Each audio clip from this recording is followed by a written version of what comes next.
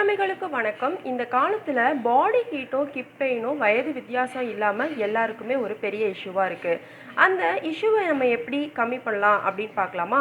அதுக்கான ரெமெடி என்னன்னு பார்த்தீங்கன்னா, நான் 1 டம்ளர் சிறுதானியம் எடுத்திருக்கேன்.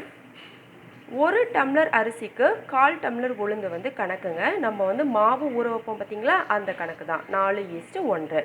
இப்போது அரிசி தனியாக இருக்கட்டும், உளுந்தை நம்ம நல்லா வறுத்து எடுத்துக்குவோம்.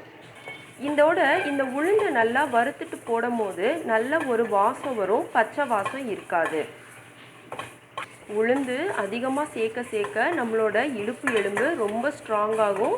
நம்ம வீட்டில் இருக்க தங்க தேவதைகளுக்கு இப்போவே நல்லா நீங்கள் பழக்கிடுங்க. இது ஒரு மருந்து உணவு அப்படிங்கிறத அவங்க மைண்டில் செட் பண்ணிடுங்க.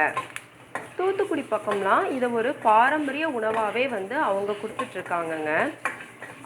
என்னோட தோழியோட அம்மா கிட்ட இருந்து தான் நானே இந்த ரெசிபி வாங்கி செய்ய ஆரம்பித்தேன்.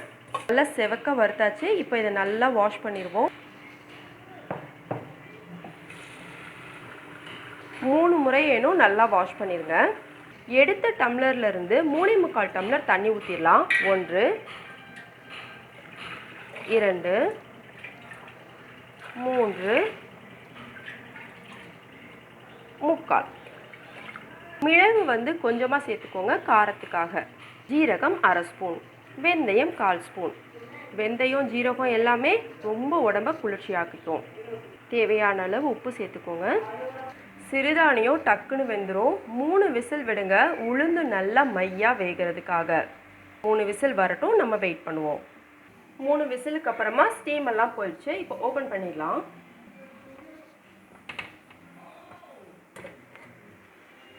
நல்லா சூப்பராக வெந்துருச்சுங்க. உளுந்து வாசம் நல்லா கம்மன்னு இருக்குது. இப்போது இதை நம்ம என்ன பண்ண போகிறோம் அப்படின்னா, இந்த உளுந்து நல்லா மென்று சாப்பிட்றதுக்கு நல்லா இருக்குது. எனக்கு இந்த மாதிரி உளுந்தெல்லாம் இருக்கவே கூடாது அப்படின்னு நீங்கள் நினச்சிங்கன்னா 3 விசிலுக்கு அப்புறமா 10 நிமிஷம் சிம்மில் வச்சுருங்க. நல்லா வெந்துடும். நமக்கு தேவையான அளவு கஞ்சியை எடுத்து நம்ம பவுலில் போட்டுட்டு இது கூட நம்ம தேங்காய் பால் ஆட் பண்ணணுங்க.